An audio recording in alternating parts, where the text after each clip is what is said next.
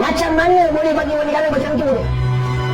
Oh, ini Indonesia dengki. Come on lah. Saya tengok juga Indonesia ni. Kita bukan sokong Indonesia. Saya tengok juga Indonesia. Oh, ini pemain pun ada macam pemain warisan lah. Ada lah macam pemain warisan. Tapi dia tunjuk proof tu. Dia tunjuk dia ni kahwin, dia ni anak siapa. Dulu bapak dia dulu kahwin dengan siapa. Dulu waktu dijajah oleh Belanda dulu yang ini moyang dia kahwin. Dia tunjuk. Yang sekarang dia tunjuk lagi. Dia kahwin dengan siapa. Macam mana dia boleh beranak anak dia ke cucu dia ke atuk dia ke. Indonesia dia tunjuk ada.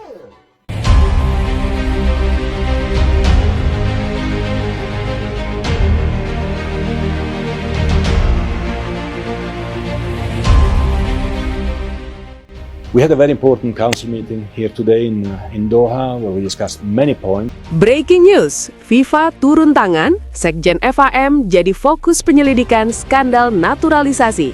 Sepak bola Malaysia di titik krisis dan terancam tidak main dari tahun 2027 hingga 2030.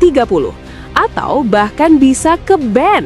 Wow, Malaysia ternyata sedang tak baik-baik saja. Yuk ikuti berita selengkapnya berikut ini.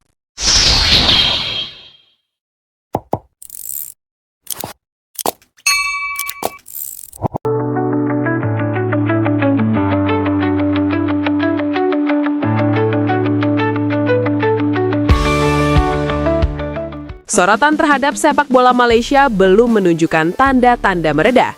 Justru sebaliknya, tekanan terhadap Federasi Sepak Bola Malaysia kian menguat seiring bergulirnya skandal besar yang mengguncang fondasi integritas sepak bola nasional mereka.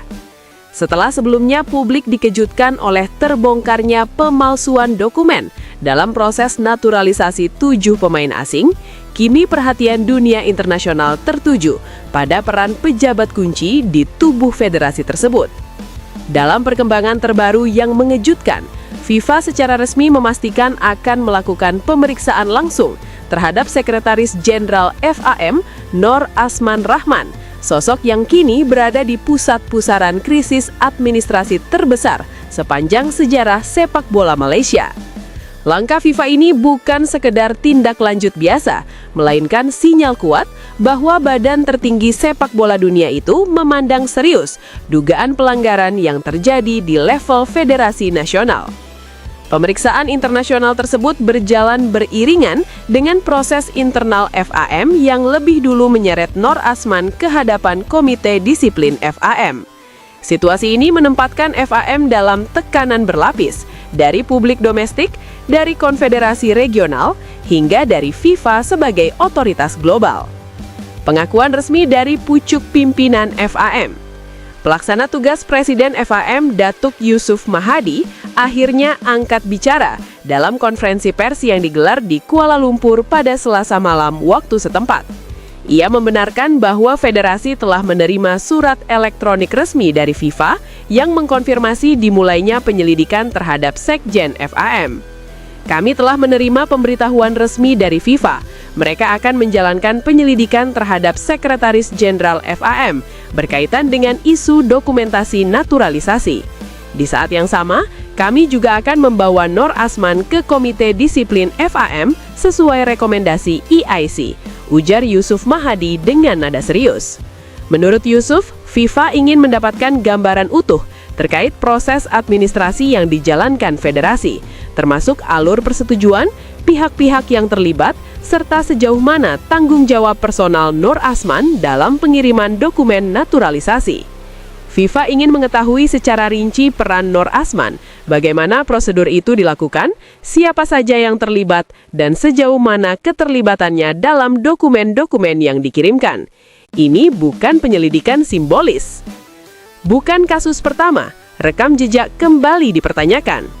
Skandal ini semakin memperburuk posisi Nor Asman Rahman karena bukan kali pertama namanya terseret dalam persoalan serupa.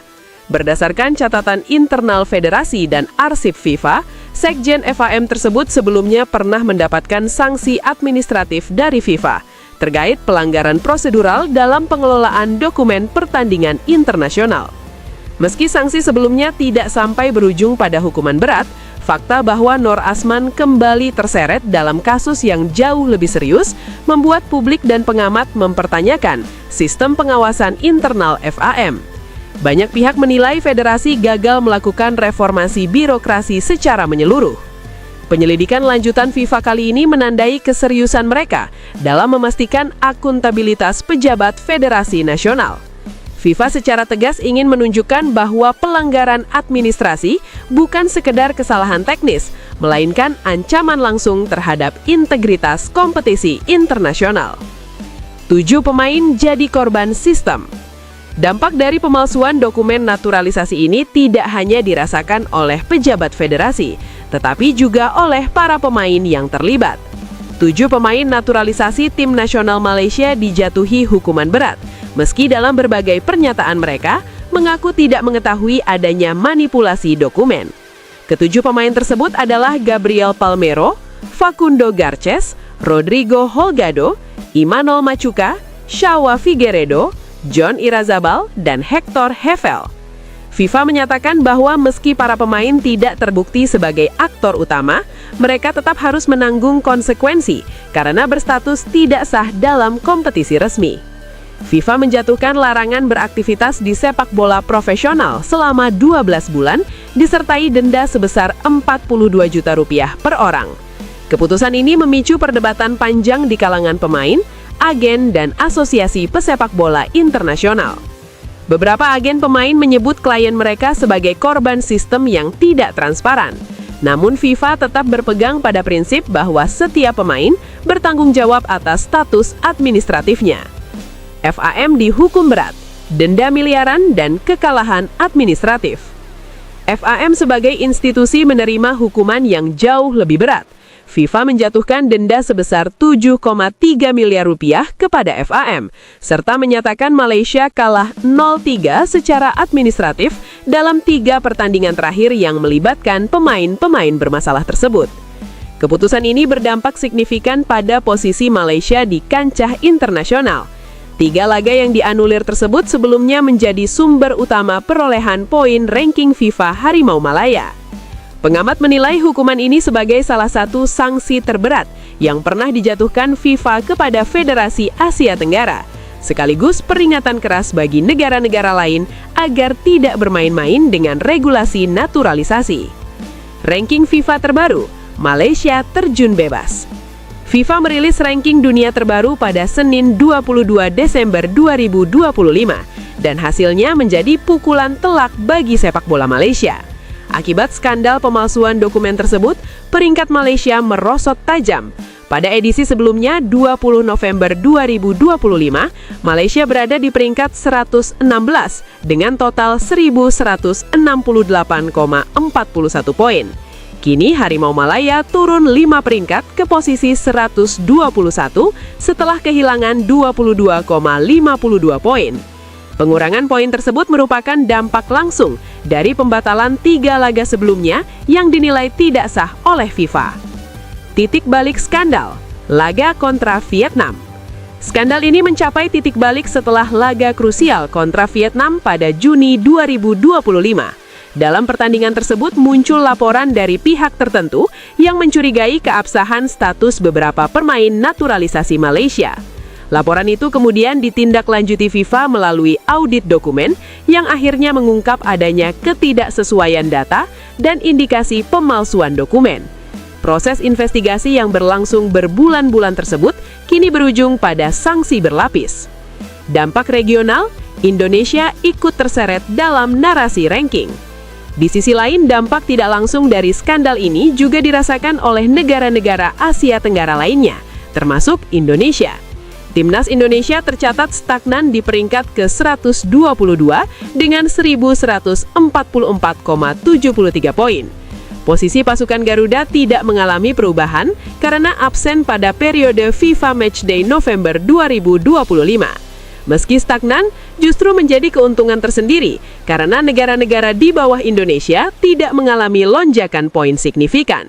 Suriname misalnya naik 3 tingkat ke posisi 123 dengan total 1.140,54 poin. Namun jarak poin yang masih cukup aman membuat posisi Indonesia tetap terjaga. krisis kepercayaan dan masa depan FAM. Skandal ini memicu krisis kepercayaan besar terhadap manajemen FAM. Desakan reformasi struktural menguat, baik dari internal federasi, pengamat sepak bola Malaysia, hingga komunitas internasional. Pemeriksaan FIFA terhadap Nor Asman Rahman dipandang sebagai momen krusial yang akan menentukan arah masa depan sepak bola Malaysia. Jika terbukti bersalah, bukan tidak mungkin sanksi tambahan akan dijatuhkan, termasuk larangan beraktivitas di sepak bola internasional. Lebih dari sekedar kasus individual, skandal ini menjadi cermin rapuhnya tata kelola sepak bola modern jika integritas tidak dijaga sejak level administrasi.